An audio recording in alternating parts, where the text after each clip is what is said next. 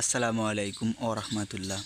আজকে যে বিষয় নিয়ে কথা বলবো সেটি হচ্ছে, আপনারা সবাই জানেন যে আমরা ফার্মের পাশাপাশি কিন্তু ধান লাগাই। এই ধান লাগানোর কারণ হচ্ছে ধানে পর্যাপ্ত পরিমাণ আউটটা আমরা পাই, আর এই আউটটা বা খ্যারটা নিয়ে আমরা কিন্তু ফার্মিংটা সহজে চালিয়ে যেতে পারি। সব কিছু কিনে খাওয়ানোর মতো অ্যাবিলিটি করতে গেলে কিন্তু ফার্মের দিকে আপনাদের লাভ হবে না। আর দেখতে পাচ্ছেন আমরা কিন্তু ফার্মে হচ্ছে বিসিলি করার জন্য অতিরিক্ত উঁচা করেছিলাম ধানটি, আর ধানটি উঁচা করার কারণেই কিন্তু ধানটি পড়ে যায়, এবং পড়ে যাওয়ার পরে কিন্তু আলহামদুলিল্লাহ সমস্যা হয় নাই, কারণ সবগুলা ধানে কিন্তু হচ্ছে পর্যাপ্ত পরিমাণ দানা এসে গেছিলো, এই জন্য কিন্তু কোনো সমস্যা হয় নাই। আর এই সমস্যা হচ্ছে একটাই, সেটা হচ্ছে আপনারা জানেন যে ধানের ভয়ে কিন্তু ঘুঘু পাখি এবং বাবুই, চড়ুই, কাঠবিড়াল এইগুলাতে কিন্তু অনেক অত্যাচার করে। আর এটার মধ্যে দেখতে পাচ্ছেন আমরা এই অত্যাচারের কারণে কিন্তু এই সাদা সাদা যে পলি দেখতে পাচ্ছেন, এই পলিগুলো কিন্তু আমরা দিয়ে দিয়েছি। এখানে 10 কাঠা ভুঁই, আমাদের এই 10 কাঠা ভুঁইয়ের মধ্যে অনেকগুলো পলি আমরা দিয়ে দিয়েছি। পলিটা কিন্তু কেমন করে কাজ করে আপনাদেরকে তা বুঝিয়ে দিচ্ছি। এই পলিটা দেওয়ার কারণ হচ্ছে, যখন অতিরিক্ত বাতাস হবে, বাতাসের কারণে কিন্তু এরমভাবে নড়বে, আর এই নড়ার কারণে আশেপাশে যদি বসে এটা উড়ে যাবে, এটাই আর কি। এটা কিন্তু অনেক সহজ পদ্ধতিতে কিন্তু এটা ঠেকানোর। আর আপনারা দেখতে পাচ্ছেন যে আমাদের ধানটা কিন্তু অনেক খারাপ হয় নাই।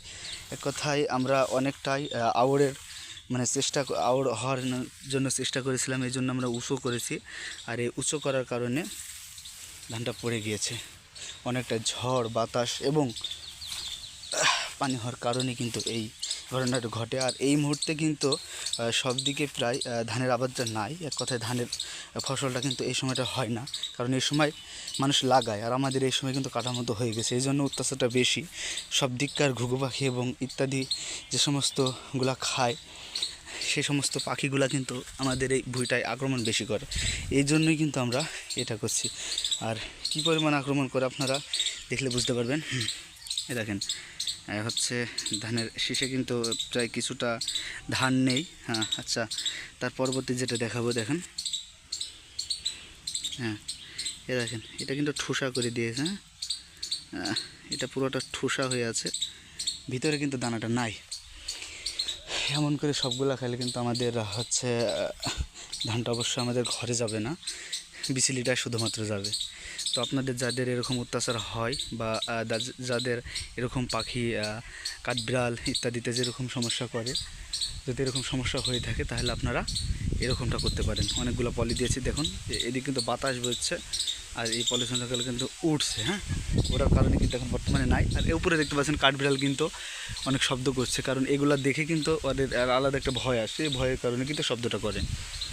আর আপনারা দেখতে পাচ্ছেন এটা কিন্তু আমার বাগানের সাইডে, এই বাগানের সাইডে হওয়ার কারণে কিন্তু পাখির অত্যাচারটা অনেকটা বেশি।